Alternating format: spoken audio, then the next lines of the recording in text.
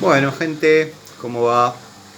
Hoy vamos a poner a reglamento este tiraje de termo para, bueno, posterior presentación ante Naturgy, inspección y habilitación de la misma.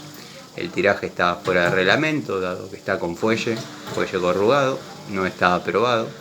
En este caso, el muñeco con cosa 45 no es viable, me queda muy desfavorable. Así que bueno, voy a hacer un agujero en la losa y lo voy a sacar directamente a los cuatro vientos, dado que remata en terraza accesible, donde uno puede hacer un asadito, colgar la ropa, en fin, terraza accesible.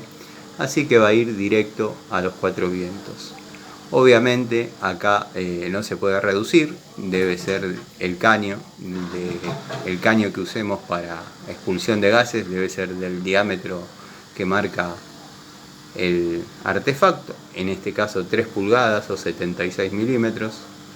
Así que nada, esto se va, les voy a ir mostrando el paso a paso como vengo haciendo. Así que nada, vamos a darle curso y les voy a ir mostrando cómo va el día. Quería mostrarles también, al margen, que yo sí soy de llevar herramientas en los bolsillos a la altura de la cintura. Así que bueno, Larry, considero que ahora sí ya me estás mojando la oreja en forma directa. Así que te tocó el 8, amigo. Te voy a dar con un palo. Te mando un saludo.